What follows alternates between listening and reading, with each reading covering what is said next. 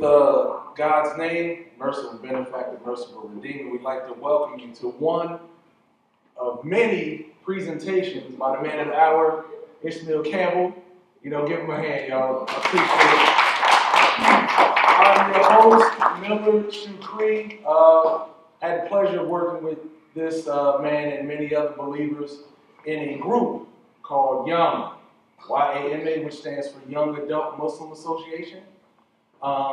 If the members could raise their hands, you can definitely see us. We do community outreach in the Park Place area and beyond. We work with any faith, anybody who wants a faith. We do everything from feeding the homeless to poetry workshops to presentations like this. You can like us on Facebook under Young Adult Muslim Association. Before we get into the presentation of God, the Irresistible, as you can see, the t-shirt on, we had the pleasure of knowing Ishmael through his work in the community tirelessly. And he asked us to come and join him. And it was our pleasure and honor because I know if you know this gentleman, he's just an upstanding guy in and out of the place of worship. Man. It was our pleasure. Myself, I'm part of a group called Poetry. It's three of us, my wife, my friend Darrell, and myself. And you know, you can download our album for free on poetries.bandcamp.com. I like to bring up one of my favorite poets / wife from the new poetry. Julina Shukri. Give her a hand, everybody. How y'all doing today? I'm going to do a poem called I Am Not Afraid. And I was inspired to write the poem because I teach 4th grade, and I noticed that a lot of my students, they don't know where they come from. Like, I think all they're taught is that we come from slavery. And that's a part of our history, but it's not our whole history. We were rich in culture before we were slaves, which was why Europeans wanted to enslave us. So this poem is, again, the title, I Am Not Afraid, and that's what inspired me. And excuse me, I'm a little nasally, have a little sinus problems going on right now. I am not afraid. No, I am not afraid. I come from a womb made of courage and a backbone of steel. My ancestors stood as though they had rocks for their heels, with a baby in her belly and a worry in her mind, with a soul that is ill and a whip at her side. I come from people who have planted fruits we eat from today, who have felt how tomorrow will be a lifetime away. I come from women who have been tortured and branded like beasts, and men who have had their pride eaten as a feast. See, I have laid with the lions, and I have seen with the birds, and I have danced in the sun, and I have heard the spoken word. I have rocked with the trees. I have glided with the wind. I have slept in the dirt. I have been reborn again. So you can't take what I won't give. You can't see what I won't look. You can't hear what I have heard, and you can't take what they couldn't have took, because I am not afraid. I am not afraid because I have courage in my blood. When I breathe knowledge. When I walk, I move mountains. When I stand on faith. I move from success to success, not from place to place. I don't make promises to the blind man walking. I don't make deals with the people that's only talking. So your success will not be contingent upon my failure, because I am not afraid. I come from Harriet, Sojourners, and Myers now. I dance to Washington, Du Bois, Kings, and Malcolm sound. See, my life has been strengthened because of your weakness. My circle no longer revolves around your completeness. I have taken your 360 degrees and broken it down to 180, making it half so that everybody can do their part. So you can choose to stand beside me, or you'll walk behind me, because I have no hate in my heart. But I am not afraid. I am not afraid to do what you said I can't do. I am not afraid to go where you said I can't go. I come from put down downs, to beat downs, to let downs, and I'm still not down. I come from bravery that only grows in the belly of the soul. I come from kings and queens who wore the royal robes. See, I have bowed to the angels, and I have seen God's face. And I didn't get a fair start, but I am still in the race because I am not afraid. I am not afraid because I have the unity of one. I don't separate my mind from what others have done. I take the gift that God has given not only to me, and I do what you do, yet I do it proudly. I come from stars soaring high while in the waters I have waded. See, I have courage in my blood. So no, I am not afraid. Thank you.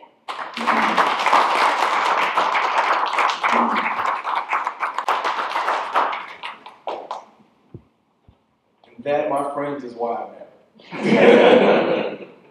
Every time I hear it, like it just touches something ancestral in me. It really does. We're going to keep this moving right along with the next young man. This is a very stand-up young man. He's definitely a model for all of our young men who's aspiring to be something. He has a love for the religion. He has a love for his family, his mother, his father.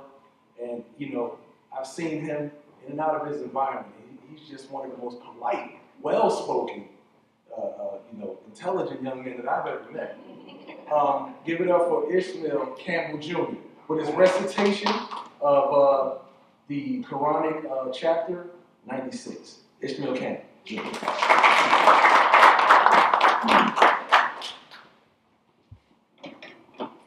أعوذ بالله من الشيطان الرجيم بسم الله الرحمن الرحيم اقرأ باسم ربك الذي خلق الإنسان من علق اقرأ وربك الأكرم الذي علم بالقلم علم الإنسان ما لم يعلم قال إن الإنسان ليطغى أن ربه استغنى إن الله ربك أوجع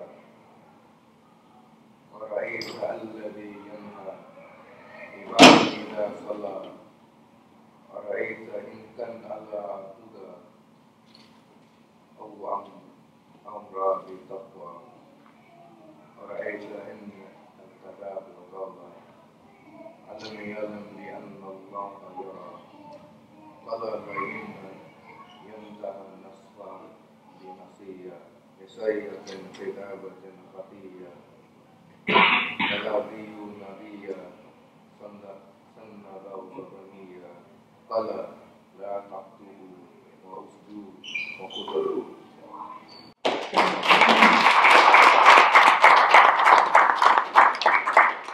Praise be to God for that.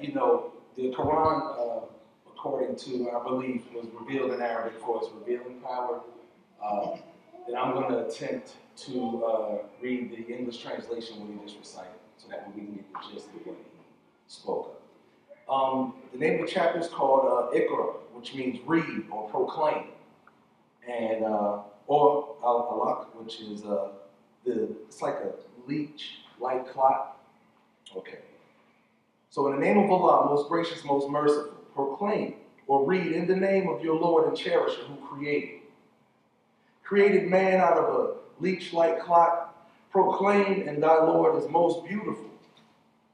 He who taught the use of the pen taught man which who knew not. And know but man does transgress in all bounds, and that he looks upon himself as self-sufficient. Verily to your Lord is the return of all. See you one who forbids a votary, then he turns to pray? See thou is he on the road of guidance, or enjoins righteousness? See thou is he who denies truth and turns away? No, he knows that Allah knows and sees all. Let him beware if he desist not. We will drag him by the forelock, a lying and sinful forelock. then let him call for help to his counsel and his comrades. We will call on the angels of punishment and deal with him. No, heed him not, but prostrate in adoration and bring yourself closer to Allah. Thus spoke God the truth. The essence of that is saying that God is the ultimate creator, right? Whether you believe that or not, you'll submit to him willingly or unwillingly. So therefore, you can think you're with your chest out, oh, I'm self-sufficient. I don't need air. I don't need water. I don't need food. But you will be brought to your knees. You will be humbled by his power. You are creation. You're not the creator. And that's the essence of what it is saying. And so this is why I'm very proud to be a part of this presentation, because God is, in fact, irresistible. Even if you don't believe in him, you're acknowledging him by not believing in him. So that's what makes him irresistible.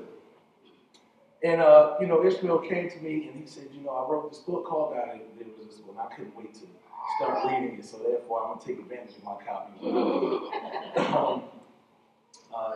It's a lot I can say about him. Ishmael Campbell, a.k.a. Ismail Bilal Salim, attended Norview Middle School and Norview High School. He lived right across the street from this rec center in Wellington Oaks. He's a student of comparative religion. That means he studies all facets of it, whether it's Islam, Buddhism. He's been studying religion over 20 years, longer than some of our kids have been, living. On several occasions, he's spoken at local universities to students, on the subject of religion and al-Islam. He's written 8 books on religion today, and he'll be discussing one of his books entitled God, the Irresistible. Journey with him from atheism to monotheism. At this time, we bring to you our brother, your friend, Ishmael Campbell.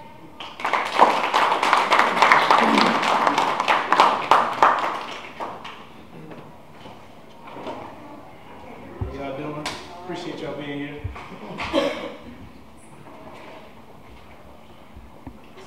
Speaking to you. Can y'all hear me? Yeah. Mic check 1, 2. I'll start off with Auzu Billahi Minash Shaitanir Rajeem. Bismillahirrahmanirrahim. Moses gave this prayer to God, and I feel that I should give it as well. He said, "O my Lord, expand my breast for me, ease my task for me, and remove the impediment from my speech, so that they may understand it." God exists. This is what I want to tell you to you all today. I want you all to not just have a feeling, but a knowledge and understanding that God exists. So you won't just feel God, you will know God's existence. I want to give you some facts and information, evidence, so you'll believe in God. Because feelings dissipate. They can get larger or they can decrease or increase, but the truth remains no matter how you feel about it. Now you all know, some of you know, that I like discussing religion. I like to talk to people about religion and politics, but not all people like to talk about it. So sometimes I go to different websites and to discuss religion. I talk to people on websites that are anti-Islamic. As you know, I'm a Muslim. I talk to people who are atheists, Hindu, Buddhist, whatever. And I talk to people who are of Christian orientation. I went to Christian websites, and one website in particular, I spoke to these people for over a year. Then after a while, we discussed the differences between Islam and Christianity. And every so often, this one guy would come up, and he would talk to me, and he would say, Ishmael is correct on this topic. And after over a year, the website crashed, and he came back within, let's say, a month. And I was looking for this guy, but I couldn't find him. So I put his name in the search, and the last thing he said was that he was no longer a Christian. He was an atheist. And I felt some culpability. I felt some responsibility for him being an atheist. Just because we were talking back and forth, he didn't have that foundation that God exists. And I don't want to talk to anybody about religion and get them to sway away from the foundation that God exists. And that was a catalyst towards me writing this book and towards me giving you this lecture today. As I said, I like talking to people about religion. When I was 14, in the 9th grade, I had a teacher who was an atheist. And in high school, I liked talking about religion, even though I like to talk to people And I caught him in the library one time. So I wanted to ask him about why he didn't believe in God. So I had two premises that I wanted to say. I wanted to say that he needed God to exist and he wanted God to exist. And I asked him, how did he believe the universe came into being? And he said he believed in the Big Bang. He believed that there were gases that combined to cause an explosion. So I asked him, where did the gases come from? How did they combine? How did they start to explode? He didn't really have an answer. So while this was going on, I asked him, I realized that we had just been talking about Adolf Hitler. So I said, Adolf Hitler killed 6 million Jews and 5 million other people. He killed 11 million people. And before he was brought to justice, he killed himself. I said, with my belief system, he will be punished. But with your belief system, he won't be. Just set aside whether you believe in God or not and your beliefs about God. Would you prefer that God existed? Would you prefer that he punished Hitler for what he did? Well, not only Hitler, just each other. We do good things and we do bad things. In my belief system, everything that we do good, we will be rewarded for. Everything that we do bad, we'll be punished for unless we repent for it. So I asked him, does he prefer that? And he said he preferred it. So at 14, I felt some modicum of success. I was 14 years old, and I talked to a grown man, and I got him to believe at least a little bit in what I was saying. I want to define atheism, agnosticism, deism, theism, monotheism, and polytheism for you. Atheism is the disbelief in God. Agnosticism is they say that they don't know whether God exists or not. It's possible that he exists, and it's possible that he didn't. Deism is the belief in one God, when they believe that God he made the universe and then he left it on its own. Now, theists are those who believe in a personal God. They believe that God interacts with us through our daily life and throughout our lives. And polytheism and monotheism is a derivative of theism. Polytheism, of course, is the belief in multiple gods, where monotheism is the belief in one God. Now, atheism comes from the Latin word which means no God. They don't believe God exists. Agnosticism comes from the word which means no knowledge, meaning they don't know whether God exists. And they take refuge in saying that they don't know. But I want to tell you today that many of them say they don't have a belief system, but I can show you and teach you that they actually do. Agnostics, for instance, if they say it's possible that God exists and it's possible that he didn't, then they think it is possible that something can come into being without a cause. They think it's possible that something can come from complete nothingness. They think it's possible that organized information, that sequence data, can come about by chance. That it's possible that the living can come from the unliving. That it's possible that life can come about by chance. An atheist, if they don't believe God exists, atheists, if they say God doesn't exist, then they have to believe that something did come without a cause. That something did come from complete nothingness. That organized information can come about by chance. That the living can come from the non-living. And that life did come about by chance. I want to tell you that no thinking person is an atheist. And no person is an agnostic if they continue the thought process. In my view, an agnostic is only someone who doesn't continue thinking. Because if they're thinking, they'll realize that God does exist. Now, since 1979, no peer-reviewed journal will say life started by random reaction. You will always find a catalyst is required. A force is required. This is from nuclear physicist Dr. George Schroeder. Another theist said, most people can't organize a checkbook, and you will consider them both conscious and intelligent. But we have a force that is organizing the entire cosmos, including trillions of species on this planet Earth alone, and their environment. But somehow, this force is neither conscious or intelligent. Does that make sense? Now, the universe is expanding. This is a scientific fact, which means that if we look back into time, the universe is getting smaller. It's sort of like a balloon. When you blow it up, it expands. But initially, it started out as one. Stephen Hawking called this oneness a singularity. He said it was a singularity, and then it expanded from this explosion. Dr. Arnold Perez and Dr. Robert Wilson won the Nobel Prize for their discovery of the cosmic microwave background radiation. That is the remnants of the Big Bang that happened 13.8 billion years ago. When you use a radio and you hear the static in it, when you have a television and you hear the static in it, those are the remnants from the Big Bang that happened almost 14 million years ago. So the Big Bang, that it happened, is a fact. The only theory is in how it happened, how this explosion came about. Now, most explosions that we know of are destructive, but this explosion was constructed. It constructed the entire universe. The only explosion that we know of that is constructed is something man-made, an intelligent being created it. Now, how intelligent is this being that created an entire universe? All explosions have causes. Now, these causes are either personal or mechanical. Now, I'm explaining personal and mechanical causes for you. A mechanical cause is, let's say you have a pool stick, and it hits the cue ball, and then it hits the 8 ball and goes into the corner pocket. That's a mechanical cause. The stick hits the balls, and then it goes into the hole. A personal cause is a human being outside of the pool stick, outside of the system of the pool table. In other words, the mechanical system will never work without a personal cause outside of it. It will never happen without a personal cause, something that is free-willed and conscious and outside of that pool table. And the same thing with the dominoes. You have dominoes in an order, right? They will hit each other, but they only hit each other if something. They won't hit each other if only something outside of it causes those to hit each other. Now, we can go ahead of the Big Bang. The Big Bang happened 13.8 billion years ago, which means 13.8 billion years and 1 second ago, the universe did not exist. It came into existence. Everything that comes into existence has a cause. Scientists calculate this 13.8 years ago from the cosmic microwave background radiation that I spoke of. It says, from nothingness, the universe came into being. Before 13.8 billion years, there was no time or space. There was complete nothingness. The only thing that existed was God. And so, from nothing, our universe began. This is from Bill Bryson in his book, A Short History of Nearly Everything. And from nothing, this universe came into being. You all know the difference between 1 and 0. In mathematics, it's 1 because they're abstract numbers. But in terms of reality, it's infinite. It's like me standing here and a pony showed up beside me. When will that happen? It won't ever happen without somebody to cause that to happen.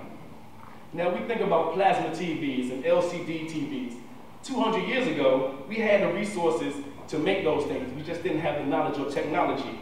However, 13.8 billion years ago, there was no stars, no moon, no water, no nothing. Yet this powerful being created everything from complete nothingness. Isaac Newton, scientist and theist, said he gave us the laws of cause and effect. He told us about the personal cause outside of the system. And this being is not subject to the laws of the universe because he created it. He's not subject to the laws of gravity, to the laws of nature, to the laws of cause and effect. Because he is supernatural, nature did not exist until he created it. Therefore, his entire nature is supernatural. When someone says, who created God, this is a nonsensical question like asking, how far can my car fly? Cars don't fly. In the same way, God can't be created. The first creator, the first cause, can't be caused because he is the first cause. Before him, there was no creation. He created creation. The astrophysicist Neil deGrasse Tyson said in a lecture that I was watching that 40% of all scientists believe in a personal God. 85% of the elite scientists, those who are the members of the National Academy of Sciences, reject a personal God, while 15% of elite scientists believe in a personal God. But he did not mention how many of them believe in a creator. You see, there's a difference that many atheists are perpetuating about the difference between a personal God and a creator. When they are saying that they are atheists, they're really arguing against Jesus or Allah or Moses, not Moses, I'm sorry, or Rama or Krishna. They're not arguing this against a creator because it is absurd to argue against a creator who began this universe. Some of them have publicly admitted that they don't want the Big Bang to be true. Now, why would a scientist want something not to be true? Why would an unbiased scientist want something to be false? Because he's not an unbiased scientist. Richard Dawkins wrote this book, God Delusion. In it, he said he's 6/7 of an atheist. What does that mean? I'm not 6/7 of a theist. I fully believe that God exists. To such an extent, I believe it's a fact that he exists. I don't think it's an opinion or belief. He had a lecture with this man, his name was Professor John Lennox. You should all watch that video of that debate. He totally got destroyed in my opinion.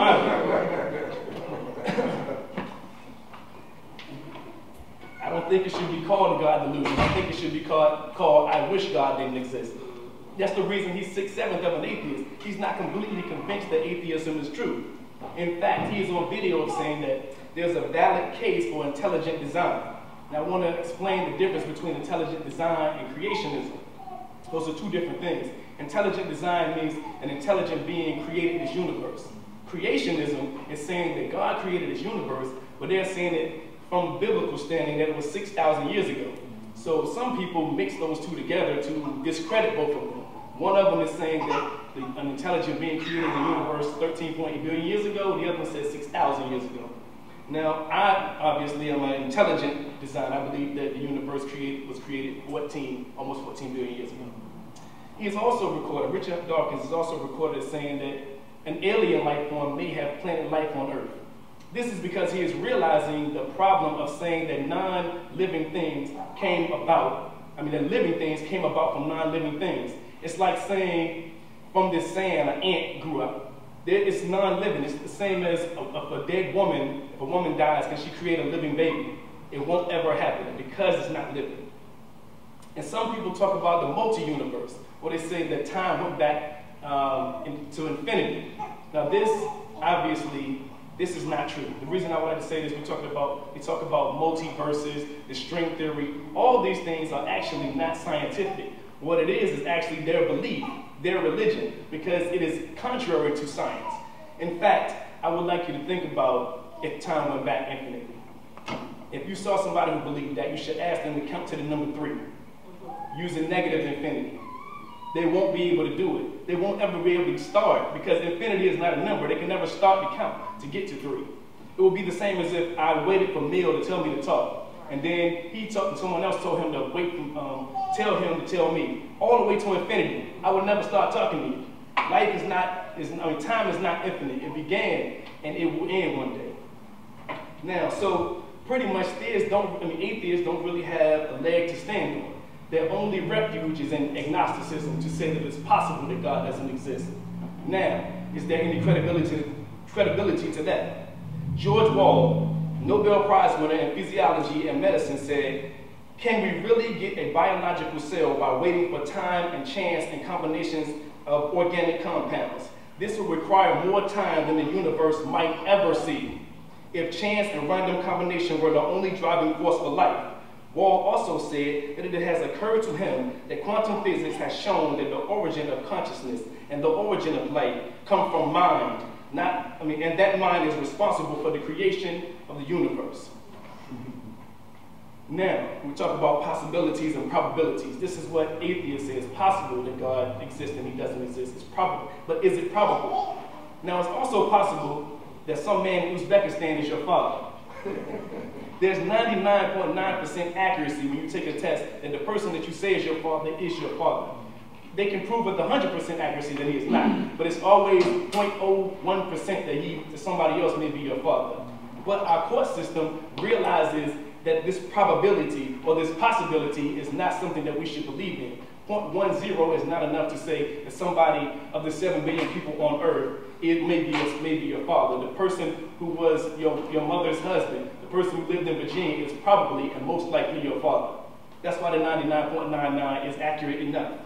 Now, the human DNA contained in our bodies contains more organized information than the Encyclopedia Britannica, the entire volume of the Encyclopedia Britannica.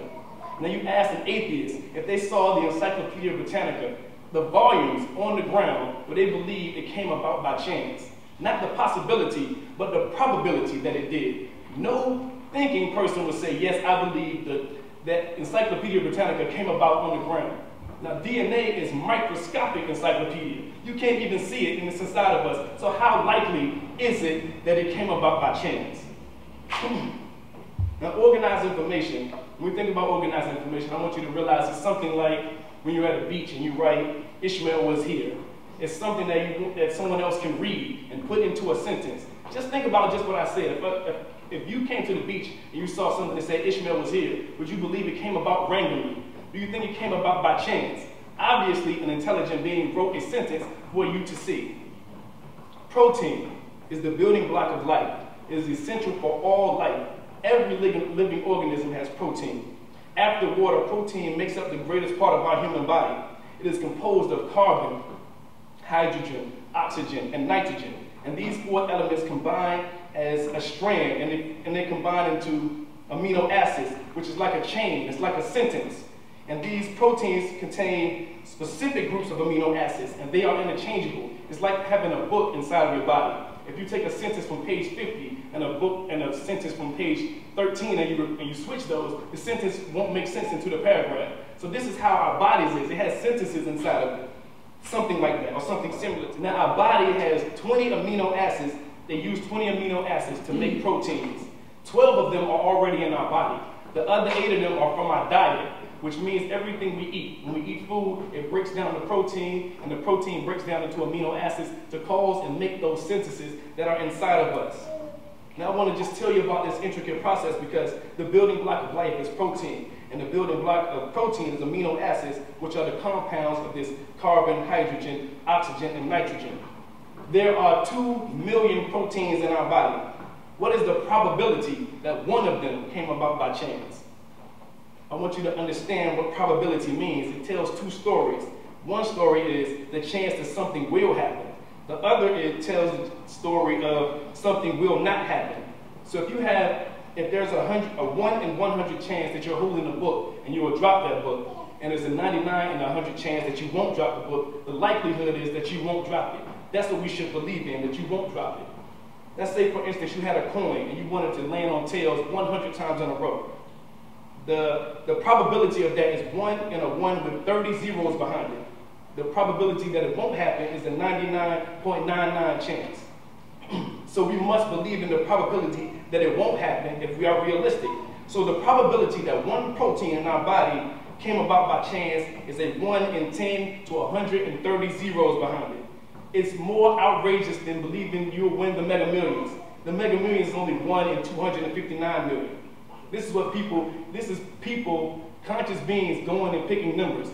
They believe that nature made the numbers and then put them into order. This is how absurd what they believe in is. It's a 1 with 100,000 trillion, trillion, trillion, trillion, trillion, trillion, trillion, trillion, trillion, trillion chance. It won't happen. To believe in it is to believe in absurdity. It's to believe in a naturalistic miracle. Boyle's law of mathematical probability said anything less than 1 in a 10 to a 50th power is mathematically impossible. But they believe 1 into the 100 and to 1 in 10 to 130th power, so it's mathematically absurd to believe it. The random choice, if random choice is absurd and unbelievable, then the opposite is obviously true.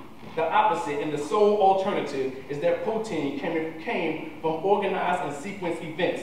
Sequenced events denotes conscious intelligence. Don't be fooled by evolution. Evolution does not negate the need for God. In fact, it needs God to fill its gaps. You need a living being to produce organized living things. Life doesn't come about by inanimate objects. Evolution is development of life. It doesn't tell you about the origin of life or where life came from. Obviously, we're getting bigger and taller. So that is one form of evolution. But what they mean is that we evolved from one species to another species. We changed from one to another. Charles Darwin, the father of atheism, said, if my theory be true, numberless intermediate varieties linking most closely all species of the same group must have existed. Evidence can only be found amongst fossil remains. Excuse me. Now, there are 3 to 30 million species of animals today, and 1 trillion of those species are extinct. The fossil records that we find don't show transitional species. They only show fully formed animals. They don't show a spider or an ant that starts growing an arm or starts growing a leg. They show something that is fully formed. The Cambrian explosion existed 550 million years ago. They call it the biological Big Bang because initially there was single-cell organisms. Then out of the blue, there were great multi-cell organisms. At one point, there were nothing but jellyfish and sponges and worms. And then boom, we had arthropods, modern insects, crabs, sea urchins, and starfish. Now Darwin said, if numerous species have started into life all at once, The fact would be fatal to the theory of descent with slow modifications through natural selection. Basically, when we find these animals that are fully formed, it disproves evolution. Realizing their dilemmas, some scientists have become overzealous and start making mistakes. Some of them have even committed forgeries to prove that evolution is true. A reporter for the Discover magazine said there are scores of fake fossils, and I want to give you a few of those. The Archaeoraptor was supposed to be a flying snake. In fact, what they found out what it was an extinct bird, but they still teach that in some schools today as if it is true, as if it is proof of evolution. There's another one, the Archaeoraptor was supposed to be a bird that descended from dinosaurs, but someone had glued a bird's tail to a primitive bird. The Bambiraptor was supposedly a chicken-sized dinosaur with bird characteristics. It was actually a turkey. Java Man was supposed to be an ape man, but the femur and the skull bone belonged to two different people. In fact, they found it was a human being. Yet in 1994, Time magazine still listed Java Man as if it was an evolutionary ancestor. The Piltdown Man was an orangutan jawbone attached to a human skull. The Nebraska Man was also supposed to be an ape man. From one tooth, they drew a picture of the Nebraska man's entire family, but before they found out it was the tooth of an extinct pig. Lucy and Artie are also extinct apes that they say were ancestors. Now, what I want to show you is that even if they don't have enough evidence to even make the assumptions that they're making, they just want to make these assumptions. National Geographic hired 4 artists to make drawings from 7 bones that they found in Kenya. One of them looked like a modern-day African-American woman. The other one looked like a werewolf. The third one looked like a gorilla with a large brow, and the fourth one was missing the forehead, the jawbone, and it looked like a big dinosaur. 4 different artists from 7 bones, they drew 4 different things totally contrary to what the other person wrote. Now, the human evolutionary chart, if you ever see that, it's the monkey, and it grows into an ape, and then into a human being. Henry G., the chief science writer for Nature magazine, wrote that the interval of time that separates fossils are so huge that we cannot say anything definite about their ascension or descent. He said the fossil records of the human evolution can fit inside a small box, a few hundred pieces of a 6-million-year-old puzzle. It's like having 13 pages of the huge book War and Peace and trying to reconstruct it. It's impossible to do. Of human evolution, this human evolutionary chart, he said, it is a completely human invention shaped to accord with human prejudices. He added, to take a line of fossils and claim they represent a lineage is not scientific hypothesis that can be tested, but assertions that carry the same validity of a bedtime story, amusing but not scientific. I mention these things to show you that people are trying to disprove God. Even though they say they disbelieve in God, they're still trying to disprove him. But they need God. As I say, these fossil records are not enough to disprove God. So they also talk about mutation. Mutation is the rearranging and deletion of codes in the DNA. All right? Atheist scientists say after millions of years of mutation, DNA in animals caused us to change from one species to another. Now, of the 1 trillion species that have been on Earth, there is not an example of any species mutating into another species, or growing an organ that is foreign to its DNA. Have you ever seen a human being with the bee sting or with the rhinoceros nose? That's because it doesn't happen. DNA replicates itself 99.99999% with 99.9% accuracy. It has a proofreading system that checks and double checks itself. It repairs itself, and sexual reproduction corrects the mutation. It doesn't carry it on. And mutations are mostly non-effective, and they are random. So if you had a snake that was on top of a mountain, and then they get to another side of the mountain to get food, it won't start growing wings. It will die, and all of its offspring will die. They won't just start growing wings because even though it's necessary for it to grow wings, mutations are random, so therefore it won't come about. They will just all die. The mutations that we know of in human beings is like a 6th finger or like a 3rd nostril, something to that effect, something that human beings already have. They don't start growing bee stingers. 6.8 billion years, there's 6.8 billion people on Earth. There have been 100 billion people who live on Earth, and 1 trillion species. Where is the evidence for these new organs? Where are these people with bee stingers and rhinoceros horns? They don't exist. As I said, mutations are random, and they have to be positive, and they have to be a multitude of them. Atheist evolutionists say that there was a fish-like creature that came out of the water, and then it started being able to walk. Now, for that to happen, it would need lungs, not just a piece of a lung. It wouldn't just start growing a lung, an entire lung. Not only a lung, but an esophagus. It would need bronchial tubes. It would need trachea, all of those things. Not only that, it would need feet and legs and arms who are to walk onto land. Now, what is the probability that all those mutations would happen all together? Professor Murray Edmonds of MIT School showed that if 6 mutations are required to bring about an adaptive change, this would occur once in a billion years. And this is just for one animal. If 24 genes were involved, it would require 10 billion years, which is longer than the age of the earth. What they believe in is absolutely impossible. What they believe in is a miracle. It is funny how you hear atheists and agnostics who argue with us about our belief in miracles, when in fact they believe in something more stupendous. They don't even have a God and their miracles come about. So agnosticism is untenable. Their probabilities are not something that we can believe in. Now what about deism? There is a wide agreement which on the physical side of sciences approaches unanimity that streams of knowledge is headed towards a non-mechanical reality, that the universe begins to look more like a great thought than a great machine. Mind no longer appears to be an accidental intruder in the realm of matter. We are beginning to suspect that we ought to hail mind as the creator and the governor of the realm of matter, not our individual minds, but the mind out of which atoms and the entire universe have grown to exist as thoughts. This is Sir James Hobson Gene, a mathematician, physicist, and astronomer. Deism, as I said, is the belief in God, but the belief that God made the universe and left it out to bear. They normally deny miracles and revelation.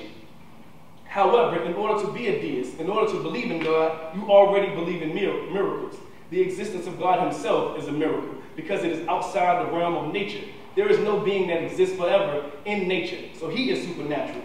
The start of the universe is a miracle that is supernatural. Nothing turning into something is a miracle. It's not natural for things to develop over time. If you had a boat and it was docked on the shore and you waited after time, would it become a ship? No, it wouldn't. It would start to destroy and decay. This universe is being constructed more and more as time goes on. Obviously, there's a miracle happening. Life emerged 3.5 billion years ago. Therefore, 3.5 billion years in 1 second, life did not exist.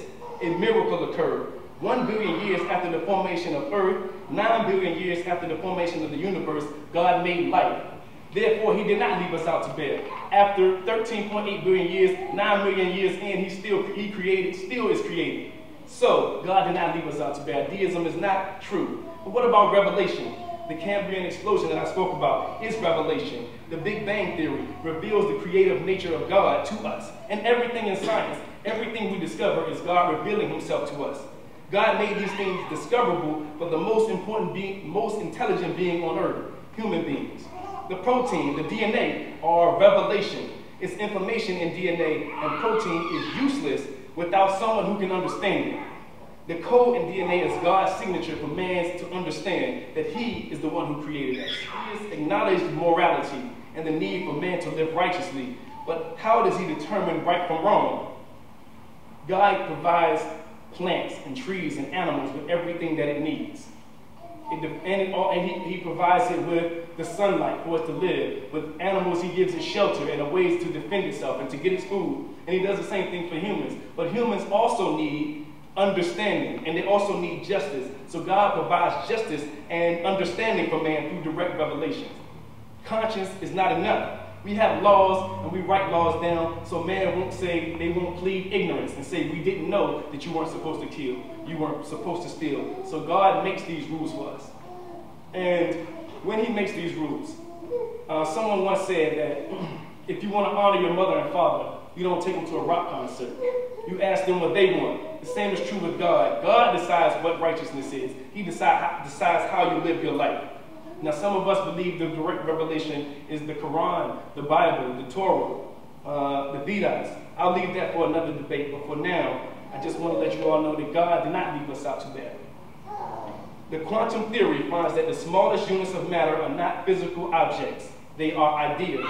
This is from Werner Heisenberg, the theoretical physicist and Nobel Prize winner. 74% of the universe is nothing. When you take a picture and you see the stars, most of that is space. 22% of the universe is dark matter, things that we can't see. Only 4% is things that we can see and touch. And those things are made up of atoms, and atoms are mostly empty space. It's a nucleus and an electron traveling around it at a very high rate. Such a high rate that we think that it's solid, when in fact it's nothing but a nucleus and an electron traveling around it. And what about our hands, our eyes, our ears? You all know that we don't touch with our hands, we don't see with our eyes, or hear with our ears, or taste with our tongue. What these are tools that send electrical signals to our brain, telling us that we are touching. If I have a pen right here, it's an electric signal that's sent to my brain saying I'm holding a pen. If I'm eating a hamburger, it's an electric signal to my brain saying that I'm eating a hamburger. So who is really experiencing these things? Now, I can prove to you that it is an electric signal. For instance, if you're in your dreams, right? Think about your dreams. In your dreams, you can hear and see a parade, even though there's no parade. How can you see it if nothing is happening? How can you hear a parade if you use your ears? It's because it's nothing more than an electric signal inside of you. Every 7 years, every atom in our body is replaced. If you had a bicycle and you replaced every nut and bolt, every tire on that, is this still the same bike? No, it's not. It's a different bike. So how are we still the same person if every 7 years, every atom in our body has changed? And we have consciousness and distinctive consciousness. If there was a lump of metal right here, and a tornado came and hit this metal and made robots, would they all be acting differently? If they were randomly made, we have a distinctiveness about each and every one of us. Think about your thoughts and dreams. A doctor can tell you when you have had a thought or when you've had a dream, but they can't tell you what that thought or what that dream was, because that is something immaterial. I can't tell you, or you can't tell me what I'm thinking now or what you're thinking right now. The only way, I can't know it. The only way is if you tell me. That's because that's another part of you that is immaterial. It is your soul, and your body is your car. God is setting the stage, this planet, and gives you a vehicle to travel and experience life. But why? We have an inclination towards righteousness, and our conscience is a compass that guides us. Our purpose in life is to be righteous, righteous to each other, and righteous in managing this nature and this planet and everything around us. Edward Schroding, Nobel Prize-winning physicist and theoretical biologist, said, "We don't belong to the material world that science has constructed for us. The reason we believe that we are in it, that we belong to this picture, is that our bodies are in the picture. But that is the only way our minds communicate with it." Now, we've discussed our soul, but we can go a little bit deeper. Just think about your dreams. When you have dreams, sometimes you feel anxiety, you feel regrets, you're glad that that dream wasn't true. This is nothing more than a mercy from God. He's giving you an opportunity to see what would happen if you did something wrong without actually getting the real consequence of it. He's giving you a path to show you this is not the way you want to go, this is the way you want to go. Think about your memory. In your memory, something you smell can give you a memory of something you did when you were a little kid, or something that happened 20 years ago.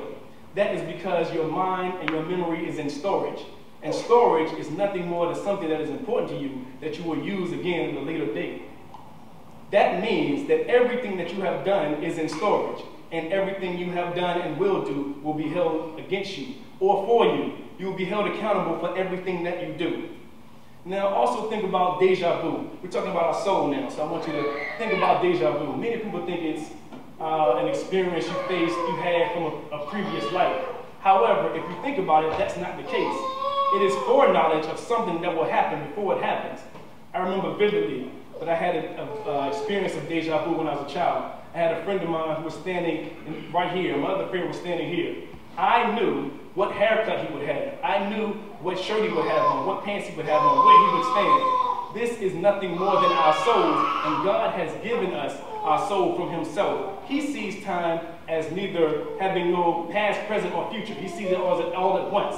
So a deja vu is nothing but remnants of God and his soul, a sign from him, showing us that God knows and sees everything.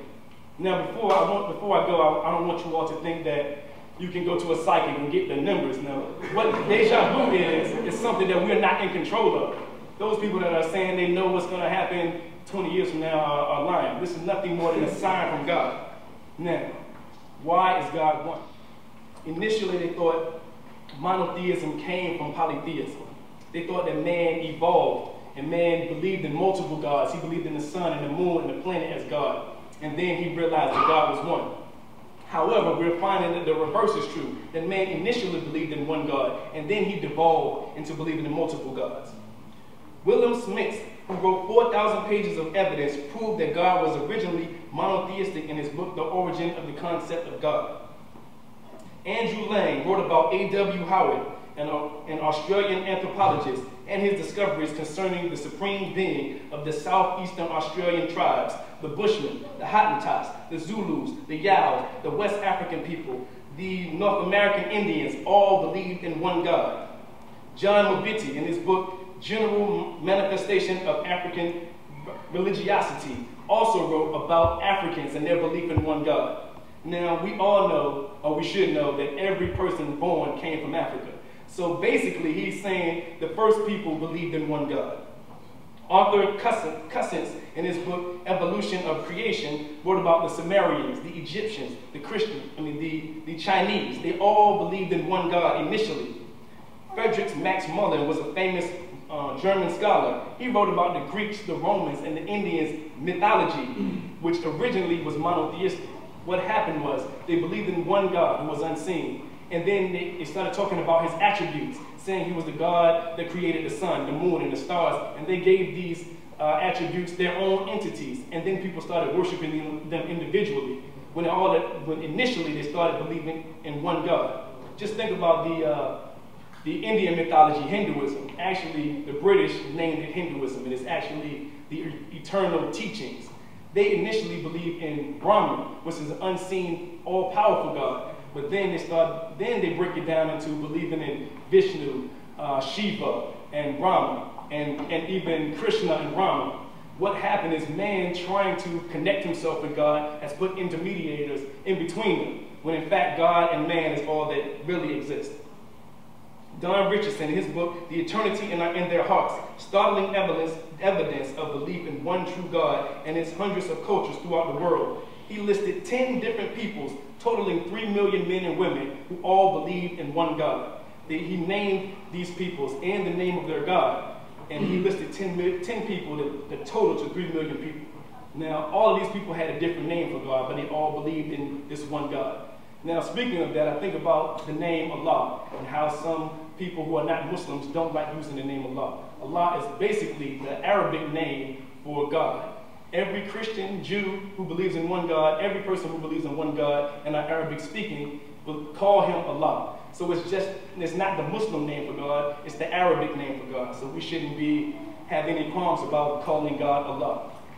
1.5 billion people, 1.5 billion people lived on this earth. Only 2% of them lived before Jesus, that is 2,000 years ago. So all these people have chronicalized all the people who believed in one God. So basically, the primitive man wasn't primitive at all. In fact, there are more people today who worship a human being or worship an animal than people who worship the one true God. In fact, we are the ones that are devolving. There is the people called the Aborigines. They call God Anatomy, which means one without an anus. Now that sounds funny, but the reason they call him that is because they know that God is self-sufficient. He doesn't need food or water or anything, so he doesn't have a call of nature. He doesn't go to the bathroom, so that's why they named him that. Though it sounds funny, they have a very intricate understanding of God, probably more so than most people today. Now, why is God one? There is only one ruler of this universe. This universe is in harmony. If there were more than one ruler of this universe, the sun, the stars, and the moon had different gods, they would lord it over each other. There wouldn't be the harmony that it is today. Also, two, if you had two or multiple gods, that is in the realm of the finite. The infinite can only be one. Because if you say there are two gods, then you have to give some distinct size and shape, and you put God into a box. You say this one is over here and this is over there, and that is not an infinite. Also, the Occam's razor says entities must not be multiplied beyond necessity. We have found that it is necessary for God to exist. In order to say that God is two or three, then you have to find the reason to explain why God is more than one. Joseph, who was a great man in Islam, Christianity, and Judaism, said, would you rather worship an assortment of gods or one God with all the abilities of the other God? Now, the right God. What do we know about God? We know that God is moral because he has given us morals. And morals require justice and accountability. He has given us free will, which means that he has given us countless opportunities for redemption. He is tolerant because he allows us to make mistakes without immediate ramifications. This suggests mercy and forgiveness. He is loving because he has given us more than we need. He has given us the ability to love and to receive love and compassion. You see, God does good for the sake of good. When we sin or when we do righteous acts, it doesn't harm or benefit God. So when he does give us life, when he does give us reward, this is out of the goodness of himself. And this is how man should live. You see, we initially started with our mothers punished us. And that was the reason why we did good. Because we felt if we did bad, we would get punished. And then we did good because we wanted a reward. The ultimate doing good is just doing good for the sake of good. Because it's the right thing to do. Now, in conclusion, our beliefs guide our every move. When I take a step in front of me, I take that step because I believe I will move forward. When I have a key and I put it into ignition, I turn it because I believe it will turn the key on. And this is the reason I want you to believe in God and understand that God exists. Because once you know that God exists, you will live differently. It's like having your boss and you know your boss sees your every move. Wouldn't you be a little better worker if you knew that? Well, God, we know for certain. We know for certain that he sees our every move. We know for certain that in our minds is storage of everything that we did. So we will be held accountable for it. So shouldn't we act differently? Now, the opposite view in atheism, in my view, is dismal. Because they believe everything is accidental or coincidental. If you had two children, and you said one child was on accident, and the other child is on purpose, and with a purpose, which one do you think will be more productive? Obviously, that's a rhetorical question. It's obvious the one who thinks they were here on purpose would be more of a productive person. Now, Sam Harris, he wrote this book about morality. Now, this man is an atheist. This moral atheist, to me, is the same as a moral ant. It makes no sense because they don't believe their morals are really true. They believe they are subjective.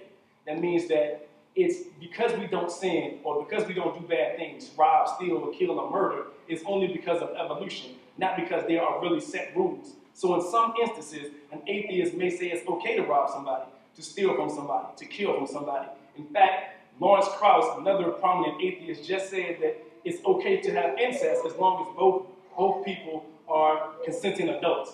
This is because they don't have any rules to stand upon. They make up their own rules. Self-sacrifice, selflessness, sympathy, mercy are human traits. In fact, morality is the opposite of survival of the fittest. It hinders evolution. What human beings do is when they see somebody weak or sick or poor, they help them, unlike an animal. If you have a gazelle that has a broken leg, they will leave it for the lion to kill. Human beings are supposed to help those people. Or they're supposed to help people if they're ill or terminal. We have the capacity to change people's minds. One rabbi said that the words I say can change the physiology of your brain, which means that your brain is more than physiology. What he is saying is, if I tell you words and you accept them, you will change the way your mind will change the way it is, and it will change the way you act, and to change the way you react to other things. So we have the power and ability to change people, to change this world. We have the ability, as they say with the global warming, we can destroy or build this world. And we can do this on purpose. God has given us a purpose and means to do this. This is not an accident, as atheists may say. The origin of the universe is not an accident. The Big Bang is not an accident. Fine-tuning, in which the sun is a certain distance away from us. If it was too far away, we would freeze to death. If it was too close to us, we would burn up. This is not a coincidence. DNA, our consciousness, is not a coincidence. If you stand under a tree and an apple hits you, that's an incident. If you stand under another tree and another apple hits you, that's a coincidence. If it happens 3 times, someone is throwing apples at you. What I'm saying is, it is blatantly obvious that God wants us here. He has us here on purpose and with a purpose. William Paley had this argument about the watchmaker. He said, if you find a watch in the desert, you know that someone created that watch. Now, we all understand that one cell in our body is more complex than a city block. So how is it that some people don't believe in the existence of God? They have to wish that God exists. I'm telling you, these people, I've spoken to them, they don't really believe that God doesn't exist. We all have a duty to share to other people God and God's existence and to live righteously. Thank you.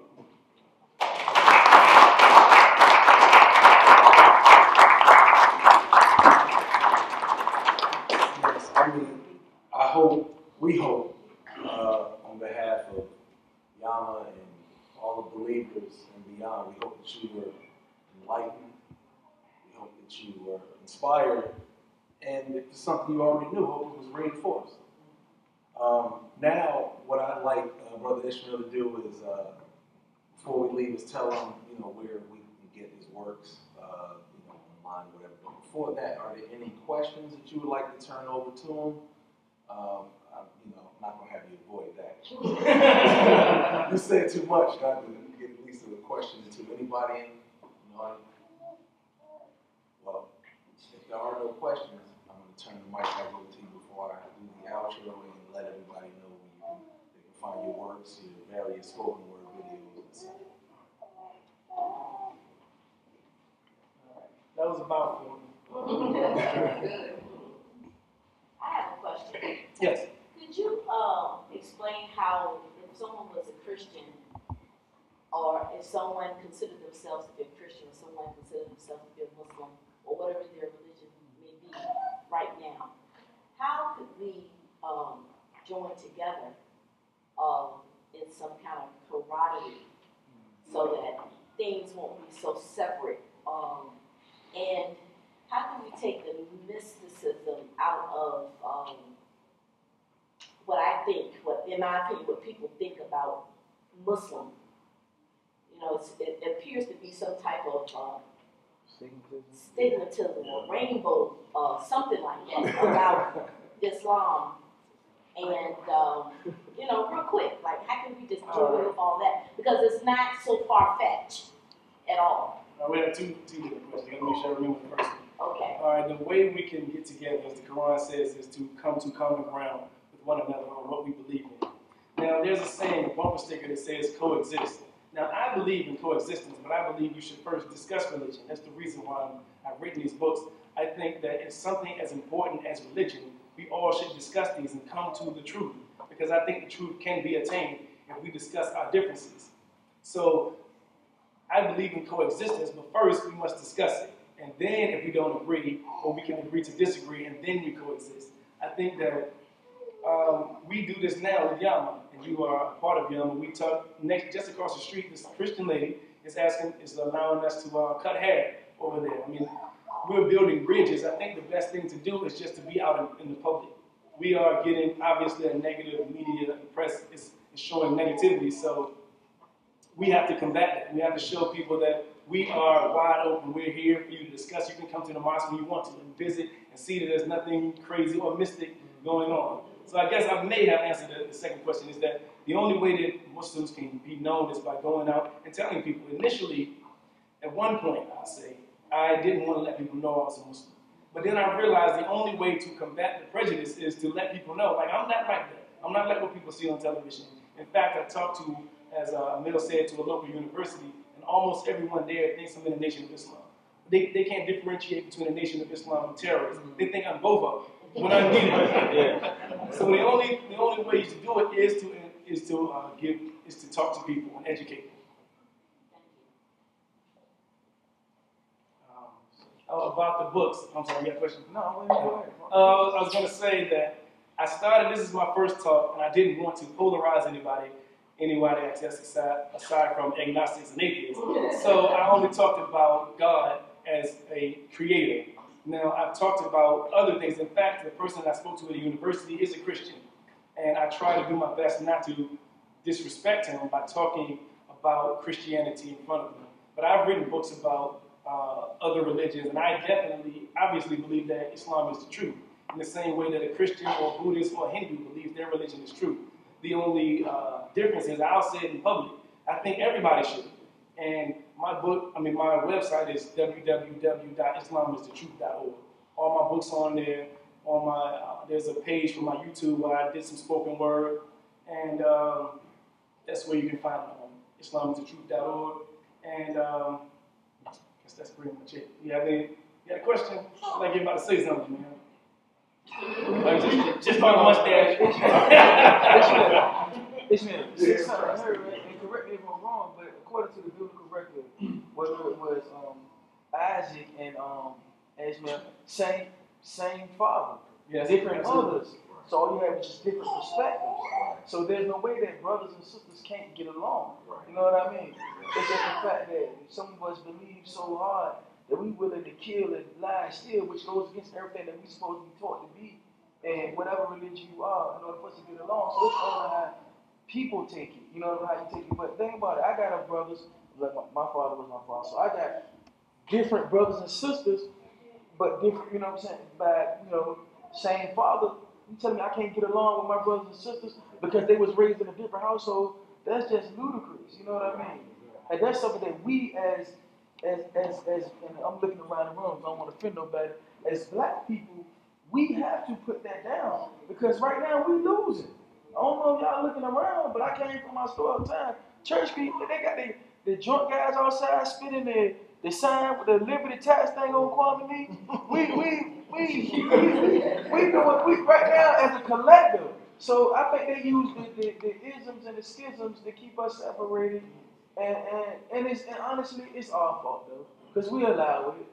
I see the Liberty guy just now, right? Yeah, I was right. thinking that I was going to combat that by having an intelligent conversation. You know what I mean? Because that's utter foolishness. They got a pack of like 13 of them. Now, what I wanted to do after this was try to get people of different faiths. And this man right here is a very intelligent brother. He has his own bookstore on Church Street. I want to get different people of different faiths to come and talk about what they believe in.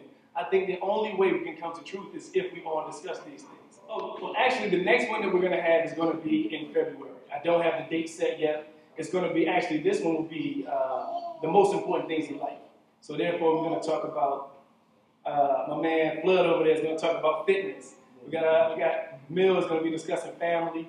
We're going to have Julian out here again to do, that's what she don't even know, to do education, right? And then I'm going to talk a little bit about religion, but that's what we're going to try to do. And then keep having more and more of these. Hopefully they'll build some traction, and we'll just have different topics. But the topic that I really want to do is on different people's beliefs. And everyone can come up, people of whatever their respective belief, and who have enough, knowledge to tell us, and we want to hear it.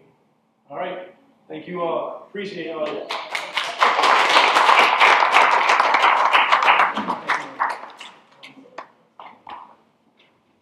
Okay, he said it all. On your way out or before you get to your respective rest of your day, Brother Ishmael has a copy of his book and a complimentary t-shirt available. Save the extra medium for me. I want to show off some cup. But no, seriously, this is enlightening because it shows us that we have a platform to gracefully disagree, or you can comment. I'm here, he's around, and I just appreciate everybody coming. Hope you were enlightened, inspired, or reinforced. God's peace be upon you.